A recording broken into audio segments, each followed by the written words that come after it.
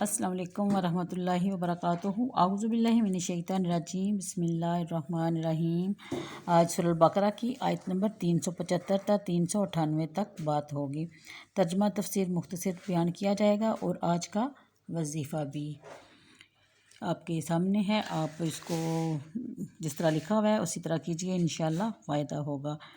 تو 375 رفع سے جمع یعنی عورتوں کے سامنے فحش کلامی کرنا یا ذکر جمع کے بارے میں ہے۔ اس میں نکاح داخل نہیں۔ اس سے معلوم ہوتا ہے کہ محرم یا محرمہ کا نکاح تو جائز ہے مگر مجامعت جائز نہیں۔ فسوق سے معاصی و سیاحت اور جدال سے جھگڑا مراد ہے، خواہ اپنے رفیقوں سے ہو یا اپنے خادموں کے ساتھ ہو۔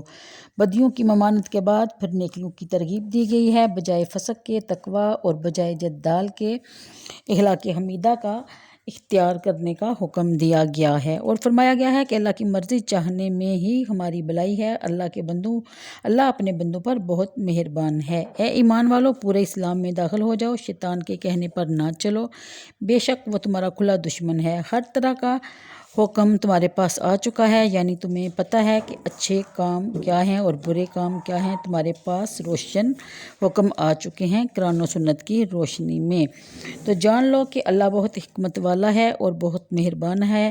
پھر تم کس کے انتظار میں ہو؟ یا یہ کہ عذاب آئے چھائے ہوئے بادلوں کی طرح اور فرشتے اتریں؟ کیا بنی اسرائیل کے بارے میں نہیں جانتے؟ یہاں ایک دفعہ پھر بنی اسرائیل پر جو عذاب نازل ہوئے اور کیوں ہوئے اس کا ذکر دوبارہ کیا جا رہا ہے، اور آگے بھی کئی بار ہوگا، مگر ہم لوگ ٹس سے مس نہیں ہو رہے۔ میں حیران ہوں کہ سب کچھ دیکھنے اور سننے کے باوجود ہم کیوں نہیں سمجھ رہے کہ موجودہ صورتحال ہمارے اپنے ہی اعمالوں کی وجہ سے ہے، اور میں سمجھتی ہوں کہ ہمیں ایک دوسرے کی غلطیاں ٹٹولنے کی بجائے اپنی غلطیوں کو دیکھنا چاہیے، یاد کرنا چاہیے اور اللہ سے معافی مانگنی چاہیے۔ تو 378 میں یہ بیان کیا جا رہا ہے کہ یعنی عقل کا تقاضا یہ ہے کہ اللہ کی نشانیوں میں غور کرو اور اللہ سے ڈرو، بے عقلوں کی طرح نڈر نہ بن جاؤ۔ 380 میں بیان کیا جا رہا ہے کہ عرفات ایک مقام کا نام ہے۔ ایک قول یہ بھی ہے کہ حضرت آدم علیہ السلام اور اماں حوا جدائی کے بعد اس مقام پر ملے، 9 ذی الحجہ کو اس مقام پر جمع ہوئے اور دونوں میں پھر سے تعارف ہوا، اس لیے اس دن کا نام عرفہ ہے اور مقام کا نام عرفات ہوا۔ ایک قول یہ بھی ہے کہ چونکہ بندے اس روز اپنے گناہوں کا اعتراف کرتے ہیں اس لیے اس دن کا نام عرفہ ہے۔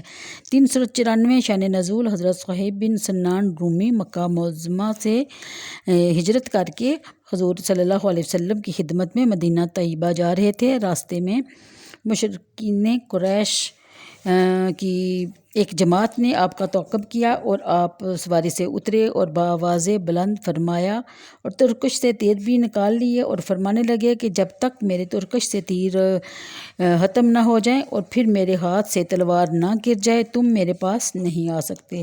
ہاں، اگر میرا مال چاہتے ہو جو مکہ مکرمہ میں مدفون ہے تو میں اس کا پتہ بتائے دیتا ہوں۔